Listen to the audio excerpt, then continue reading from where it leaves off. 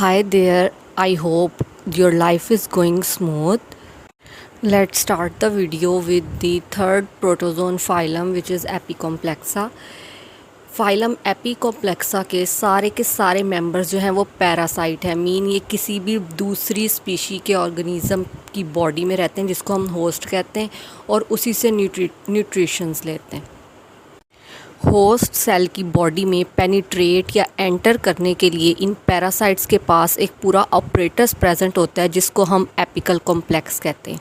इनकी बॉडी में single type of nucleus present है। मूवमेंट के लिए इनके पास कोई सीलिया या फ्लैजेला प्रेजेंट नहीं होता।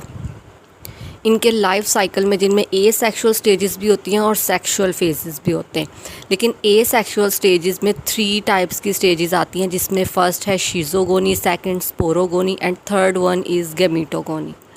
इस फाइलम में हम डिस्कस करेंगे क्लास स्पोरोजोआ को।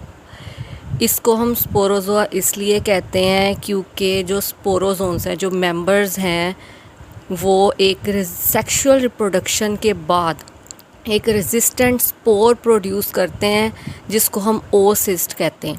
इस फाइलम के जो मेंबर्स हैं उसमें आ जाता है प्लाज्मोडियम और कोकीडियंस, जो कि डोमेस्टिक एनिमल्स और ह्यूमंस दोनों में डिजीज़ काज करते हैं। So this is a microscopic view of the phylum Apicomplexa members. अब इनके लाइफ साइकिल की बात करें तो मैनी प्रोटोजोन्स, बहुत सारे जो प्रोटोजोन्स हैं वो इंट्रासेलुलर पैरासाइट्स होते हैं। इंट्रासेलुलर पैरासाइट क्या होता है? वो पैरासाइट्स जिनके अंदर ये एबिलिटी है कि वो होस्ट की बॉडी के अंदर ही ग्रो भी कर सकें और रिप्रोड्यूस भी कर सकें। अब इसकी लाइफ साइकिल में 3 फेजेस हैं: शिज़ोगोनी, गैमीटोगोनी और sporogony. Let's start with schizogony. Schizogony क्या है? ये है multiple fission of an asexual stage in host cell. Mean कि ये वो ए सेक्शुअल स्टेज होती है जो होस्ट के सेल में होती है, जिसके नतीजे में 2 डॉटर सेल्स की बजाय पेरेंट सेल से बहुत ज़्यादा डॉटर सेल्स प्रोड्यूस होते हैं और उनको हम मीरोजॉइड्स कहते हैं। अब ये मीरोजॉइड्स जो हैं ये होस्ट की बॉडी से बाहर निकलते हैं और दूसरे सेल्स को इन्फेक्ट करते हैं। Second is gametogony.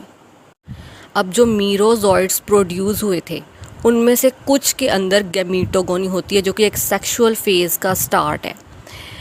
इस प्रोसेस में जो पैरासाइट है वो माइक्रोगैमीटोसाइट्स और मैक्रोगैमीटोसाइट्स प्रोड्यूस करता है। जो माइक्रोगैमीटोसाइट्स हैं उनमें फिर से मल्टीपल फिजन होती है, बहुत सारे डॉटर सेल्स प्रोड्यूस होते हैं जो कि बाईफ्लैजिलेट होते हैं। उनमें 2 फ्लैजिला प्रेजेंट होते हैं जिनको हम माइक्रोगैमीट कहेंगे। सिंपली माइक्रोगैमीटोसाइट्स जो हैं उनमें मल्टीपल फिजन हुई और उसके नतीजे में माइक्रोगैमीट्स बन गए।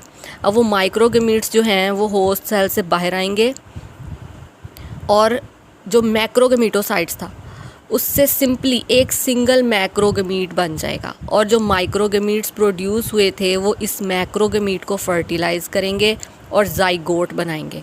अब जाइगोट जो है उसके बाहर एक कैप्सूल प्रेजेंट होगा। मीन सिंपली उस इनकैप्सुलेटेड जाइगोट को हम ओसिस्ट कहेंगे। Third phase of life cycle is sporogony. अब जो जाइगोट प्रोड्यूस हुआ था जो कि कैप्सूल में प्रेजेंट था उसमें मीओसिस होगी और मीओसिस के बाद जो सेल्स बनेंगे उनमें कंटिन्यूस माइटोसिस होगी और इस सारे प्रोसेस को हम कहेंगे स्पोरोगोनी। और इसके नतीजे में बहुत सारे स्पोरोजॉइड्स बनेंगे उसी ओसिस्ट में, उस कैप्सूल में, जो रॉड लाइक स्ट्रक्चर होगा जिनका। और अब ये जो स्पोरोजॉइड्स हैं वो होस्ट सेल से, उस इन्फेक्टेड होस्ट सेल से बाहर निकलेंगे और दूसरे न्यू होस्ट सेल्स को जाके इन्फेक्ट करेंगे। वो ओसिस जो है उसके बाहर जो प्रेजेंट था वो डाइजेस्ट हो जाएगा। अब ये स्पोरोजॉइड्स जो है वो न्यू होस्ट सेल में इनडायरेक्टली मस्कीटो बाइट के ज़रिए भी इंट्रोड्यूस हो सकते हैं न्यू होस्ट सेल में। That's all for today. Bye bye.